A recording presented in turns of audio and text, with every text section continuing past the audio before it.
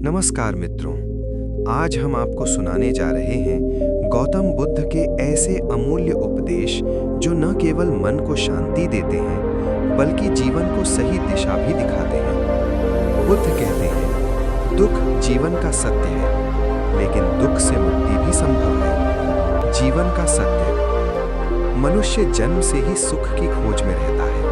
धन, रिश्ते, सम्मान, सफलता सब पाने के बाद भी मन अशांत रहता है। क्यों? क्योंकि हम बाहर शांति खोजते हैं, जबकि शांति हमारे भीतर होती है। आज हम बताएंगे गौतम बुद्ध के 7 महान उपदेश। उपदेश 1: दुख का मूल कारण। गौतम बुद्ध ने कहा, इस संसार में दुख का कारण तृष्णा है। तृष्णा यानी और पाने की चाह, कभी न रुकने वाली इच्छा। हम सोचते हैं ये मिल जाए तो खुश हो जाऊंगा, लेकिन जैसे ही वो मिलता है एक नई इच्छा जन्म ले लेती है। बुद्ध सिखाते हैं, इच्छाओं को समाप्त नहीं, नियंत्रित करो। यही दुख से मुक्ति का पहला कदम है।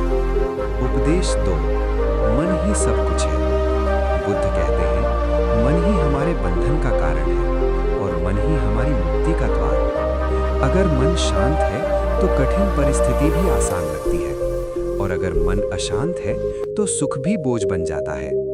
इसलिए अपने मन पर ध्यान दो, क्योंकि जैसा मन होगा वैसा ही जीवन बनेगा। उपदेश 3: क्रोध और क्षमा। गौतम बुद्ध कहते हैं, क्रोध को क्रोध से नहीं, प्रेम और क्षमा से जीता जा सकता है। क्रोध आग की तरह है, जो सबसे पहले उसी को जलाती है जिसके भीतर वो होती है। क्षमा करने वाला कमजोर नहीं, बल्कि सबसे शक्तिशाली होता है। क्षमा करके आप स्वयं को मुक्त करते हैं। उपदेश 4: वर्तमान में जीना।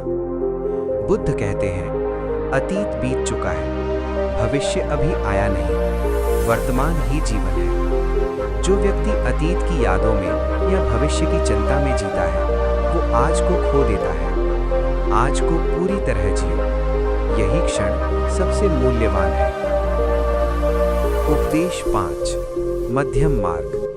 गौतम बुद्ध ने सिखाया, अत्यधिक भोग भी गलत है और अत्यधिक तपस्या भी। जीवन में संतुलन जरूरी है, न ज्यादा लोभ न ज्यादा त्याग।